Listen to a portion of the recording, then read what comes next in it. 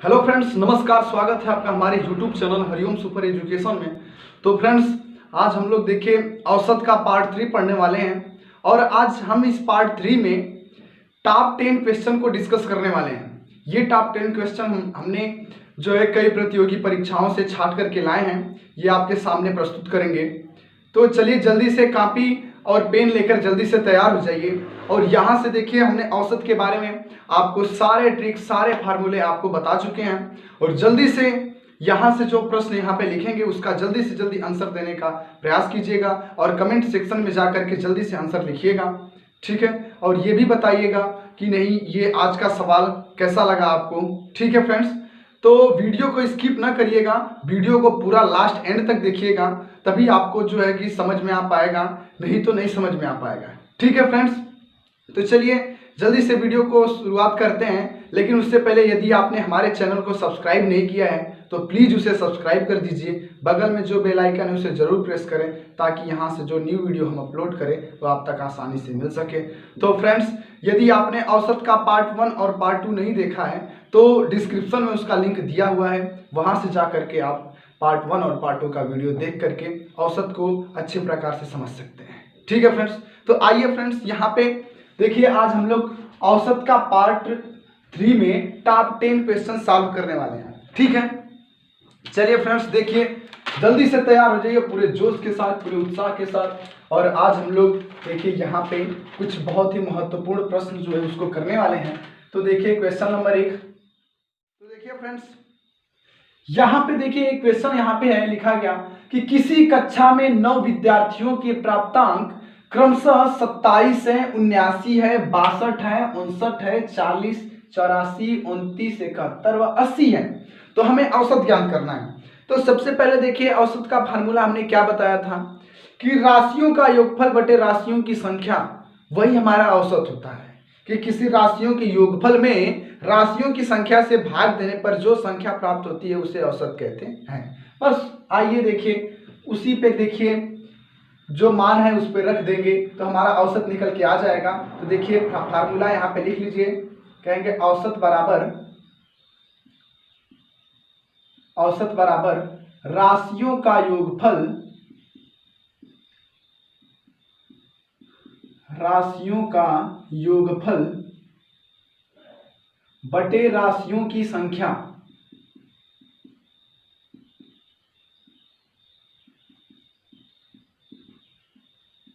राशियों की संख्या। तो देखिए राशियों का योगफल है ना, तो हमारे सामने जो राशि दी गई है उनका योगफल निकालेंगे। कहेंगे 27 plus 79 plus 62 plus 59 plus 40 plus 84 plus 29 plus 71 plus 80 बटा में, अब देखेंगे कितना है। तो 9 विद्यार्थी है ना, तो हमको 9 तो पहले ही बता दिया है, नहीं तो यहाँ से काउंट कर लीजिए 1 2 3 4 5 6 7 8 9। कितनी राशियों की संख्या हो गई भाई? 9। तो लिखेंगे बटा के 9 और यहाँ से इन सबको जोड़ देंगे।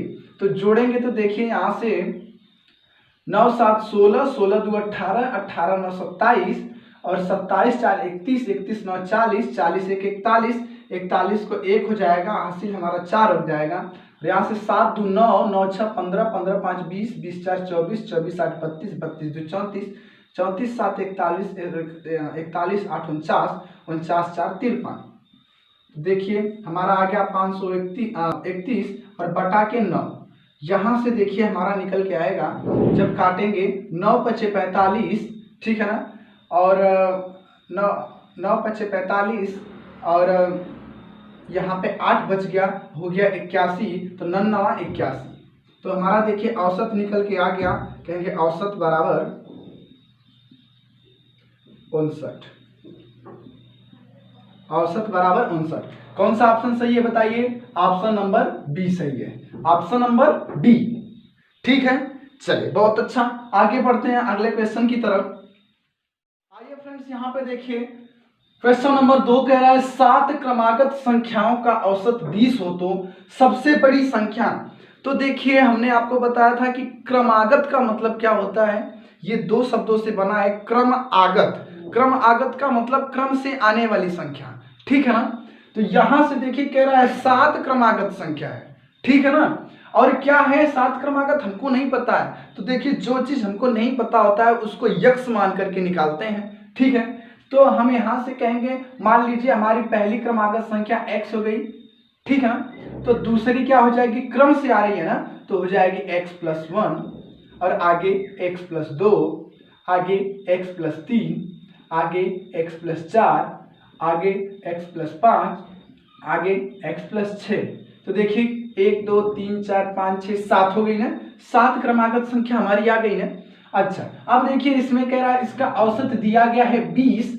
तो देखिए हम जानते हैं कि औसत बराबर क्या होता है, राशियों का योगफल बटे राशियों की संख्या। तो हमारे सामने यहाँ पे राशि आ गई, कितनी राशि है, कौन कौन सी, x है, x+1, x+2, x+3, x+4, x+5 और x+6, ये राशि हमारे सामने आ गई। तो कहेंगे औसत बराबर, तो औसत देखिए हमारा दिया हुआ है 20 और बराबर राशियों का योगफल, मतलब यहाँ पे जो राशि दी गई उसका योगफल निकालेंगे। कहेंगे x+x+1 plus x+2 plus x+3 plus x+4 plus x+5 और प्लस x+6, ठीक है। और देखिए बटा में यहाँ पे क्या हो जाएगा, कितनी राशि है भाई, काउंट करिए, 1 2 3 4 5 6 7, तो बटा में 7। और यहाँ से देखिए कहेंगे कि 20 बराबर 1 2 3 4 5 6 7, 7 यक्ष है उसको लिखेंगे 7 यक्ष, और इसको जो संख्या उसको काउंट कीजिए, 1 2 1 3 3 3 6 6 4 10 10 5 15 15 6 21, आ गया 21 बटा के 7। अब देखिए यहाँ से फ्रेंड्स कहेंगे 20 बराबर इन सब में, इसमें भी 7 है इसमें भी 7 है, तो 7 को कॉमन ले लेंगे तो आएगा x+3 और बटा में 7। तो यहाँ से 7 और 7 कैंसिल हो गया, तो यहाँ पे बचा 20 बराबर x+3 और x बराबर निकालेंगे, ठीक है ना। नहीं तो ऐसे कर लीजिए कि कहेंगे 20, इस 3 को इधर भेज दीजिए, तो हमको पता है कि बराबर के इधर यदि कोई संख्या प्लस में रहती है तो इधर आती है तो माइनस में हो जाती है, तो हो जाएगा -3 बराबर x, और x बराबर निकालेंगे तो 20 में से 3 जाएगा तो आ गया 17। कितना आ गया भाई, 17। अब x का मान 17 आ गया, तो सबसे बड़ी जो क्रमागत संख्या थी वो थी x+6, क्या थी भाई, x+6। तो उसमें देखिए हमारे x+6 थी, तो हमारा x का मान हमें मिल गया है 17, तो इसमें रख देंगे तो कहेंगे 17 + 6, तो देखिए आ गया 17 × 23, यही हमारा आंसर, सबसे बड़ी संख्या यही है, ठीक है ना। तो इसमें देखिए 23 कौन सा ऑप्शन है भाई, जो है ऑप्शन नंबर बी सही है। कौन सा ऑप्शन, ऑप्शन नंबर बी। चलिए बहुत अच्छा, आगे बढ़ते हैं अगले क्वेश्चन की तरफ। क्वेश्चन नंबर 3 देखेंगे फ्रेंड्स। यहाँ पे एक कक्षा के 24 छात्रों का औसत भार 40 किलोग्राम है। यदि अध्यापक का भार भी सम्मिलित किया जाए तो औसत भार 1 किलोग्राम बढ़ जाता है, और अध्यापक का भार हमें ज्ञात करना है, ठीक है ना। आगे देखिए एकदम प्रश्न तो बहुत बड़ा लग रहा है, लेकिन इसको जब सॉल्व करेंगे तो बड़ा सिंपल तरीके से, बड़े छोटे में ही सॉल्व हो जाएगा। आइए देखिए कैसे हैं। यहाँ पे देखिए कहेंगे 24 छात्रों का औसत भार 40 किलोग्राम है, तो देखिए 24 छात्रों का कुल भार निकालेंगे, ठीक है ना। कहेंगे 24 छात्रों का कुल भार,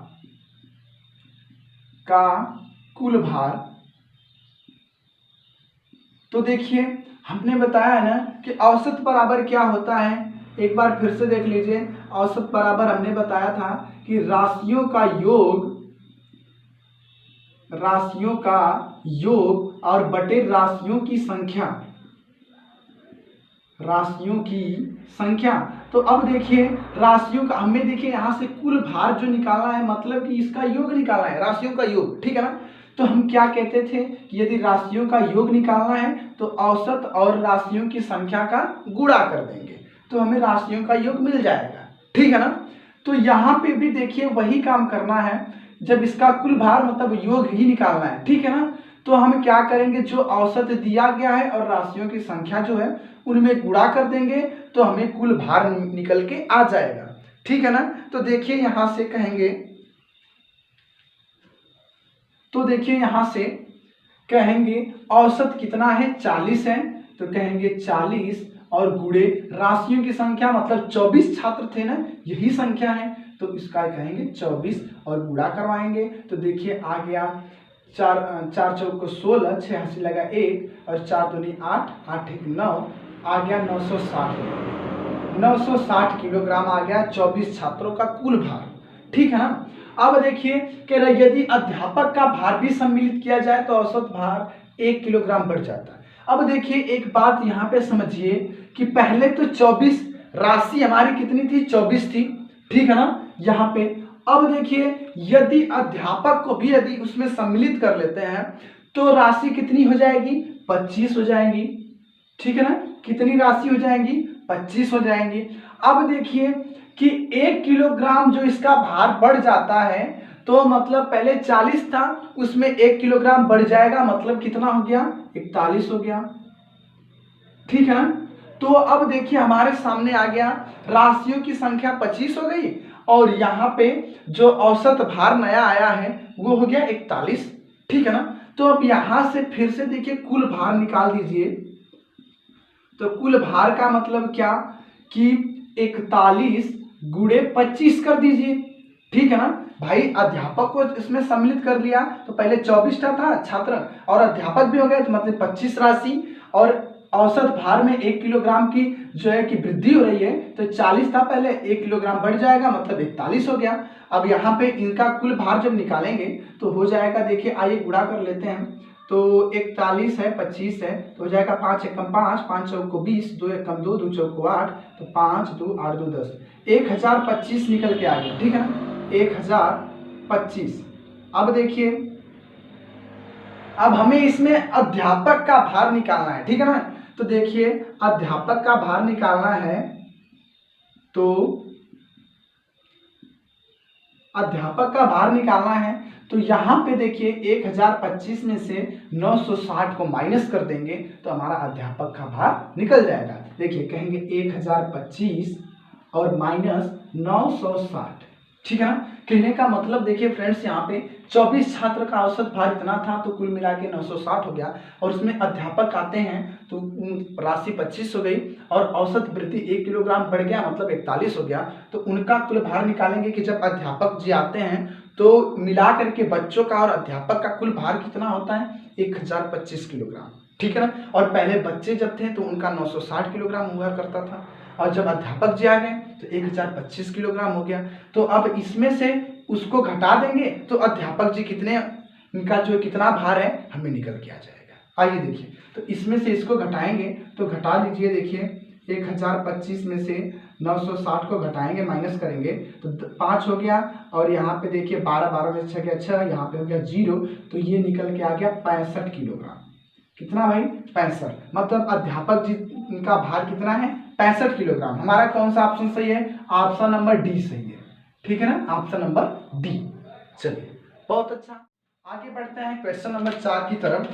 यहाँ पे एक क्वेश्चन है बड़ा मजेदार, देखिए कह रहा है सोमवार मंगलवार बुधवार का औसत तापमान 40 अंश सेल्सियस था, मंगलवार बुधवार और गुरुवार का औसत तापमान 41 अंश सेल्सियस था। यदि गुरुवार का तापमान 45 अंश सेल्सियस हो तो सोमवार का तापमान हमें ज्ञात करना है, ठीक है ना। आइए देखिए हम क्या कहेंगे यहाँ पे, हम देखिए जानते हैं औसत बराबर होता है राशियों का योगफल बटे राशियों की संख्या।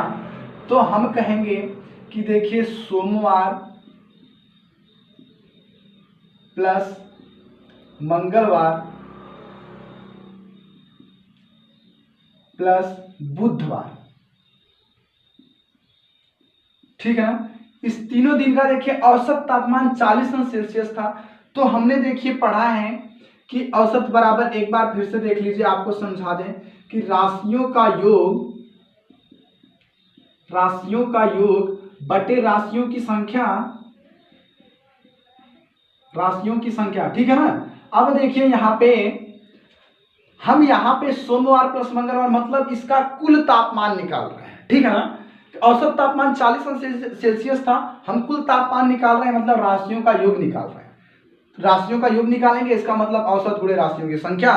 तो औसत हमारी कितना है यहाँ पे 40 अंश सेल्सियस है, तो कहेंगे 40 अंश सेल्सियस और गुणे राशियों की संख्या कितनी है भाई, 3 है। देखिए सोमवार, मंगलवार, बुधवार 3 राशि है ना, तो कहेंगे गुणे 3। आया समझ में? चलिए बहुत अच्छा, यही आपको बताने के लिए इतना समझाया आपको कि आपको अच्छे से समझ में आ पाए। तो देखिए अब इसका गुणा करेंगे तो 3 सुना 3 चौको 12, 120 अंश सेल्सियस। सोमवार, मंगलवार और बुधवार ये इसका जो है निकल के आ गया 120 अंश सेल्सियस, मतलब कुल तापमान 120 अंश सेल्सियस था। ठीक है ना। आइए आगे बढ़ते हैं। देखिए कह रहा है यहाँ पे कि मंगलवार,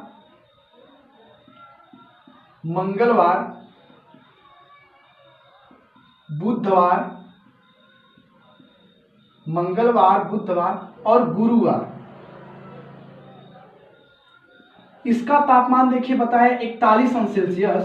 तो इसका भी उसी तरह देखिए हम यहाँ पे निकाल देंगे राशियों का योगफल, तो होता है औसत गुणे राशियों की संख्या। औसत हमारा 41 अंश सेल्सियस है और राशियों की संख्या भी देखिए 1 2 3, तो 3 से भी इसका गुणा कर देंगे तो आ जाएगा देखिए 3 एकम 3 और 3 चौको 12 अंश सेल्सियस, 123 अंश सेल्सियस हो गया। ठीक है ना। अब आगे क्या कह रहा है, देखिए कह रहा है यदि गुरुवार का तापमान 45 अंश सेल्सियस हो, तो गुरुवार इसमें तो है नहीं, इसमें है ना, तो हम कहेंगे कि मंगलवार प्लस बुधवार प्लस गुरुवार का तो दिया हुआ है तो लिखेंगे 45 अंश सेल्सियस और बराबर 123 अंश सेल्सियस था तो लिखेंगे 123 अंश सेल्सियस। ठीक है ना। तो देखिए हमारा निकल के आ गया मंगलवार प्लस बुधवार बराबर 123 अंश सेल्सियस। अब इसमें ये उधर जाएगा माइनस हो जाएगा 45 अंश सेल्सियस, तो देखिए हमारा कितना आ जाएगा भाई, 123 में से 45 को देखिए यहाँ पे घटा देंगे तो आएगा 8 5 13 और यहाँ पे हो गया 7। ठीक है। और बस 78 अंश सेल्सियस आ गया। ठीक है ना। अब देखिए मंगलवार और बुधवार का हमें तापमान मिल गया कितना, 78 अंश सेल्सियस। तो यहाँ पे देखिए कि यहाँ पे अगर मंगलवार और बुधवार का 78 अंश सेल्सियस रख देंगे तो हमें सोमवार का जो तापमान है वो आसानी से मिल जाएगा। ठीक है ना। तो देखिए अब कहेंगे हम यहाँ से कि सोमवार प्लस यहाँ पे देखिए मंगलवार और बुधवार है ना, तो यहाँ पे उसका तापमान देखिए यहाँ से निकल के आ गया 78 अंश सेल्सियस, तो उसको रख देंगे 78 अंश सेल्सियस बराबर कितना है 120, लिखेंगे 120 अंश सेल्सियस। तो अब देखिए कहेंगे जब सोमवार बराबर निकालेंगे सोमवार तो आ जाएगा हमारा 120 अंश सेल्सियस माइनस 78 अंश सेल्सियस।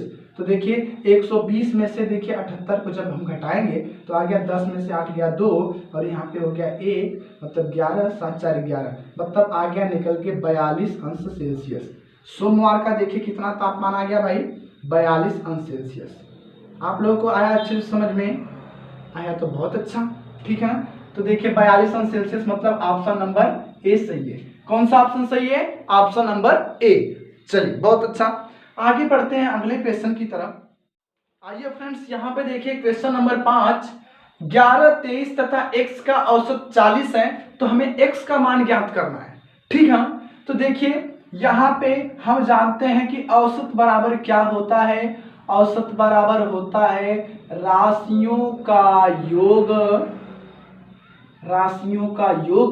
बटे राशियों की संख्या।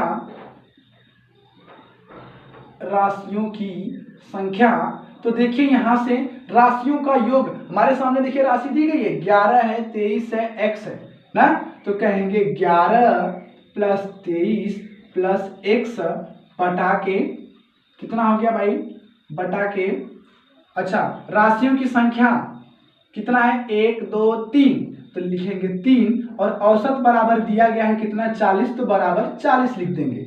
ठीक है ना। अब देखिए यहाँ पे इसको जब जोड़ेंगे तो आ गया 3 1 4 और 2 1 3 प्लस x बटा के 3 बराबर 40। अब देखिए फ्रेंड्स यहाँ पे कहेंगे 34 प्लस x। अब देखिए यहाँ पे देखिए क्रॉस मल्टीप्लिकेशन करवाएंगे। हमको पता है कि जब यहाँ पे बराबर रहता है तो हम क्रॉस मल्टीप्लिकेशन करवाते हैं। तो यहाँ से करवाएंगे तो आ गया निकल के 120 और x बराबर निकालेंगे तो आ गया 120 माइनस 34 और x बराबर निकालेंगे तो आइए देखिए निकाल देते हैं। 120 में से 34 को घटा दें तो 10 में से 4 गया 6, यहाँ पे आ गया 1 मतलब 8, हमारा निकल के आ गया 86। कितना आ गया x का मान भाई 86। हमारा कौन सा ऑप्शन सही है? ऑप्शन नंबर सी सही है, ऑप्शन नंबर सी। बहुत ही अच्छा, बहुत ही प्यारा क्वेश्चन था, ठीक है ना। आगे बढ़ते हैं अगले क्वेश्चन की तरफ। आइए फ्रेंड्स देखिए यहाँ पे एक बड़ा ही प्यारा क्वेश्चन है आपके सामने, देखिए इसको। कह रहा है 30 बैलों और 50 भैंसों का मूल्य 42,000 है, ठीक है ना। 30 बैल हैं और 50 भैंस हैं, ठीक है, उनका कुल मूल्य है 42,000 रुपए। यदि एक बैल का औसत मूल्य 600 रुपया है तो एक भैंस का औसत मूल्य बताना है हमको कितना होगा, ठीक है ना। आइए देखिए यहाँ पे हम कहेंगे, देखिए एक बैल का मूल्य कितना है भाई? एक बैल का औसत मूल्य बराबर है 600, ठीक है ना, 600 रुपया है। तो यहां से देखिए ये बोला है 30 बैलों का मूल्य, ठीक है ना। तो हम कहेंगे, मान लीजिए कहेंगे 30, यहाँ पे एक बैल है तो कहेंगे 30 बैलों का औसत मूल्य भाई कितना होगा, का औसत मूल्य बराबर कितना होगा? तो कहेंगे 600 गुणे 30, तो हमें मालूम होगा कि 3 छक 18 0 0 0, 18,000 रुपया हो गया भाई, ठीक है ना। कि हमें मालूम हो गया कि 30 बैल का मूल्य जो है 18,000 हो गया। अच्छा, अब देखिए तब यहां से कहेंगे 30 बैल, प्रश्न देखिए जैसे कहा है वैसे कहेंगे 30 बैल हैं और 50 भैंस हैं, ठीक है ना, का कुल मूल्य बराबर 42,000 है, ठीक है ना। तो यहां से देखिए 30 बैल का मूल्य तो हमें मालूम हो गया कितना है, 18,000, और प्लस हमें 50 भैंस का मूल्य अभी नहीं मालूम है, तो कहेंगे 50 भैंस का मूल्य बराबर 42,000।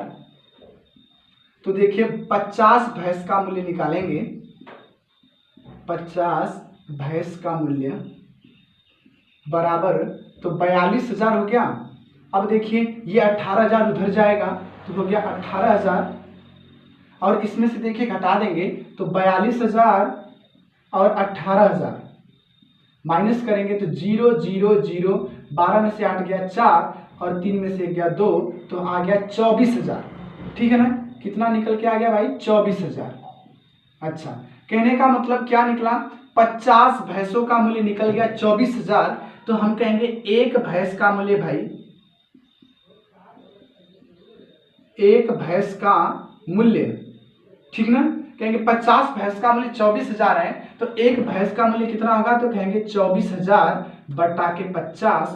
तो यहां से 0 से 0 कट गया, इसको काटेंगे तो 5 चौक को 20 और 5 बटे 40, तो हमारा निकल के आ गया 480 रुपया। कितना आ गया? 480 रुपया। मतलब कौन सा ऑप्शन सही है? ऑप्शन नंबर सी सही है, ऑप्शन नंबर सी, ठीक है। चलिए बहुत अच्छा, बढ़ते हैं अगले क्वेश्चन की तरफ। देखिए फ्रेंड्स, यहाँ पे एक क्वेश्चन है कि प्रथम 8 अभाज्य संख्याओं का औसत क्या होगा, ठीक है ना। तो देखिए हमने बताया था आप लोगों को कि यदि इस प्रकार के प्रश्न पूछे तो क्या करना है। तो पहले देखिए 8 अभाज्य संख्या जो है उसको निकाल लेते हैं। तो देखिए क्या क्या होगा, 2 3 5 7। अभाज्य संख्या किसे कहते हैं? वह संख्या जो केवल एक से कटे और स्वयं से कटे, ठीक है ना। वह संख्या जो केवल एक से कटे और स्वयं से कटे, वह संख्या अभाज्य संख्या कहलाती है, ठीक है ना।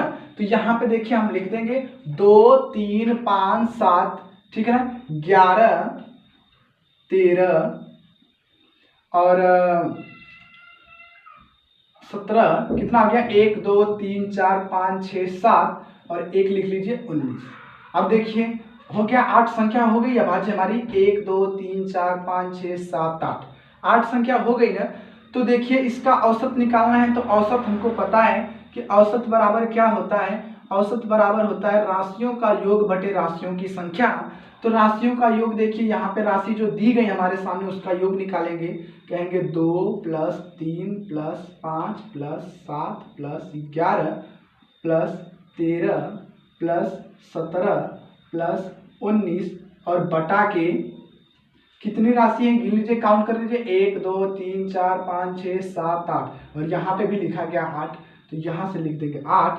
तो देखिए हमारा औसत बराबर क्या निकल के आ जाएगा, देख लीजिए 3 2 5 5 5 10 10 7 17 और 17 में 11 जोड़ेंगे तो 17 10 27 27 1 28 और 28 10 38 38 3 41 41 10 51 51 7 58 और 58 10 68 और 68 9 68 9 77।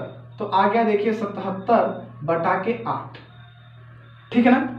अब देखिए यहाँ से देखिए काटेंगे इसको तो क्या मिलेगा, भाग दीजिए, देखिए 8 में 77 का, तो देखिए हो जाएगा कि 8 7 56 8 3 64 8 9 72। तो यहाँ पे आ गया 5, यहाँ पे हो गया 0, यहाँ पे दशमलव लग गया 50 हो गया, 8 6 48 आ गया और 2 आ गया और यहाँ पे कट गया तो यहाँ पे हो गया 0, तो 8 दूना के 16 और आ गया 4 और फिर 0 बढ़ गया तो 8 5 40, ठीक है ना। तो देखिए हमारा क्या बचा भाई, क्या आ गया 9.625 निकल के आ गया हमारा औसत, औसत निकल के आ गया 9.625। तो हमारा ऑप्शन कौन सा सही है, ऑप्शन नंबर बी सही है। कौन सा ऑप्शन सही है भाई, ऑप्शन नंबर बी।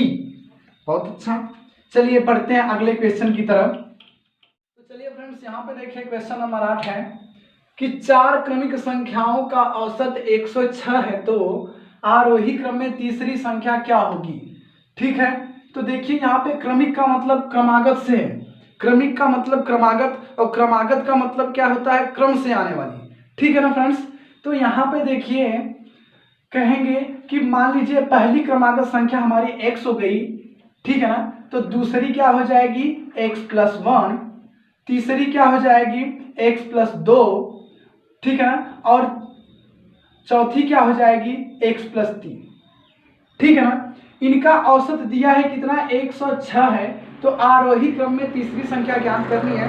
तो देखिए फ्रेंड्स यहाँ पे हमें पता है औसत बराबर क्या होता है, राशियों का योगफल बटे राशियों की संख्या, ठीक है ना। तो यहाँ पे देखिए औसत हमारा दिया गया है 106 और यहाँ पे देखिए राशियों का योगफल, यहाँ पे जो राशि दी गई है x x + 1 x + 2 x + 3, तो यहाँ पे इनका योगफल निकाल लेंगे x x + 1 x + 2 x + 3 और बटा में राशियों की संख्या कितनी है 4, तो कहेंगे 4। अब यहाँ से ये देखिए क्रॉस मल्टीप्लिकेशन करवाएंगे तो 4 × 6 = 24 और 4 × 1 = 4 424 आ गया। यहाँ पे देखिए x को जोड़ देंगे तो यहाँ पे आ गया 4x + 2 1 3 3 3 6, ठीक है ना। तो यहाँ पे देखिए कहेंगे 424 और इस 6 को इधर लेके भेजेंगे तो -6 बराबर 4x, तो देखिए आ गया हमारा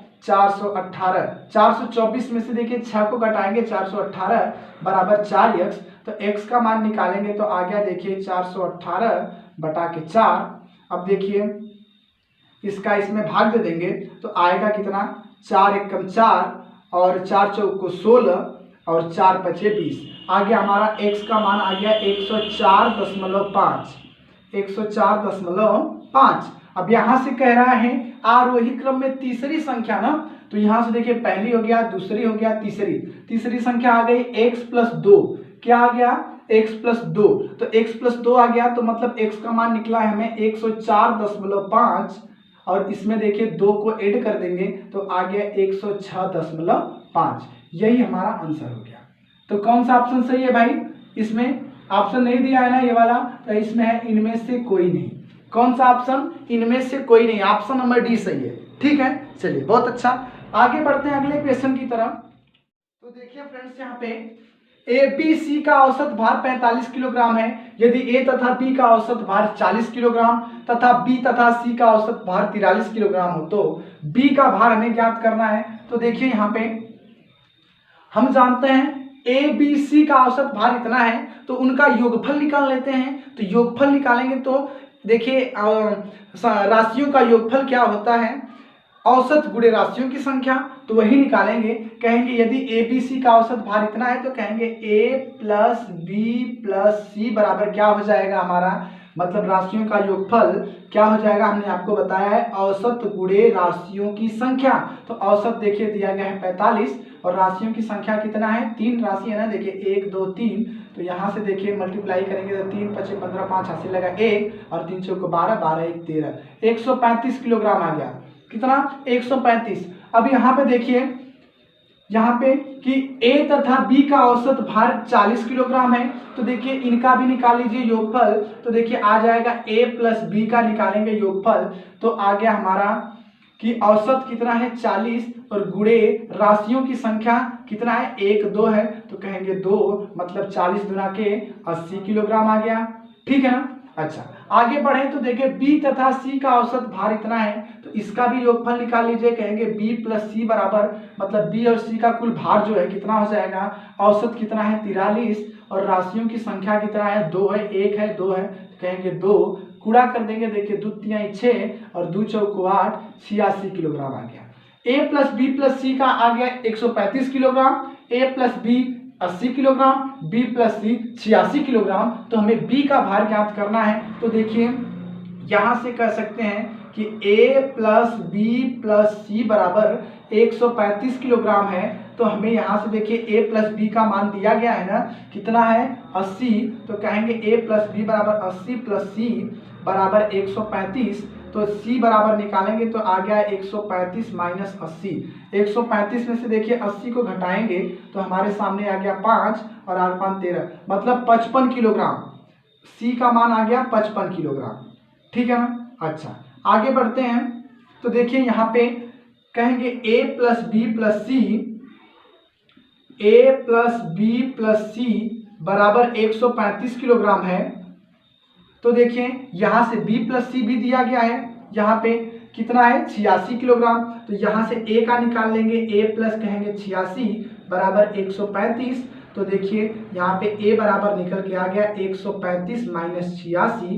तो a बराबर देखिए कितना आ गया, 135 में से देखिए 86 को घटा दीजिए तो आ गया 9 और यहाँ पे हो गया 4 8 4 12, मतलब 49 किलोग्राम। कितना आ गया भाई, 49 किलोग्राम। ठीक है। अब यहाँ से देखिए यहाँ से हमें c का मान निकल गया, a का मान निकल गया, तो b का मान आसानी से निकल जाएगा। कहेंगे a plus B plus C बराबर कितना है 135 है, तो a का मान देखिए यहाँ से निकला है 49 और देखिए b का मान नहीं पता है तो लिख देंगे b, और c है तो c का मान 55 है तो लिखेंगे 55 बराबर 135। तो यहाँ से देखिए 49 में 55 को ऐड करेंगे तो 9 5 14 4 80 लगा 1 5 4 9 9 1 10, 104 आ गया। तो 104 प्लस b बराबर 135, तो b बराबर निकालेंगे तो आ गया देखिए 135 माइनस 104 और 135 में से 4 घटा देंगे तो आ जाएगा हमारा 31 किलोग्राम। तो b का भार देखिए निकल के आ गया कितना, 31 किलोग्राम। मतलब कौन सा ऑप्शन सही है, ऑप्शन नंबर डी सही है। ठीक है, चलिए बहुत अच्छा, बढ़ते हैं हम अपने अगले क्वेश्चन की तरफ। 8 व्यक्तियों का औसत भार 3 किलोग्राम कम हो जाता है जब उनमें 90 किलोग्राम वाले व्यक्ति के स्थान पर एक नया व्यक्ति आ जाता है। नए व्यक्ति का भार ज्ञात करना है। देखिए जब इस प्रकार का क्वेश्चन रहे, जब किसी व्यक्ति के स्थान पर कोई दूसरा व्यक्ति उसका स्थान लेता है, तो यदि औसत भार में कमी हो चाहे वृद्धि हो, तो एक फार्मूला है, देखिए उसको आपके सामने बता दे रहे हैं। फार्मूला है कि प्रतिस्थापित किए व्यक्ति का भार, प्रतिस्थापित किए व्यक्ति का भार, प्रतिस्थापित किए व्यक्ति का भार माइनस औसत में कमी, औसत कमी गुणे व्यक्तियों की संख्या, व्यक्तियों की संख्या। देखिए यहां से प्रतिस्थापित किए व्यक्ति का भार माइनस औसत कमी गुणे व्यक्तियों की संख्या, ठीक है ना।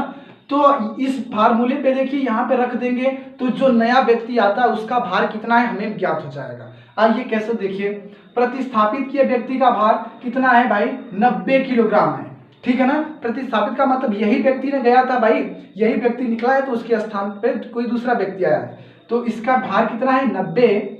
और यहाँ पे कहेंगे माइनस का चिन्ह, माइनस औसत में कमी कितनी है भाई 3 किलोग्राम की, ठीक ना। और गुणे व्यक्तियों की संख्या कितनी है 8, तो गुणे 8। अब देखिए यहाँ से आ जाएगा 90 माइनस 8 3 के 24, और 90 में से देखिए 24 को घटा देंगे तो घटा दीजिए तो आ गया, देखिए 10 में से 4 गया 6 और यहाँ पे 8 में से 2 गया 6, तो हमारा निकल के आ गया 66 किलोग्राम। कितना आ गया भाई 66 किलोग्राम। मतलब नया व्यक्ति जो है उसका भार कितना हो जाएगा 66 किलोग्राम, ठीक है। चलिए फ्रेंड्स आज के लिए इतना ही। तो आई होप आप लोगों को अच्छे से समझ में आया होगा, और आज जो है एवरेज का जो है टॉप 10 क्वेश्चन करने में आपको मजा आया होगा। हमने आपको सारे तौर तरीके, सारे फार्मूले, सारे ट्रिक एवरेज के बता दिए हैं। तो आज के लिए इतना ही, और अगली वीडियो हम आपके सामने जरूर प्रस्तुत करेंगे जो एक नए टॉपिक पर बनेगी।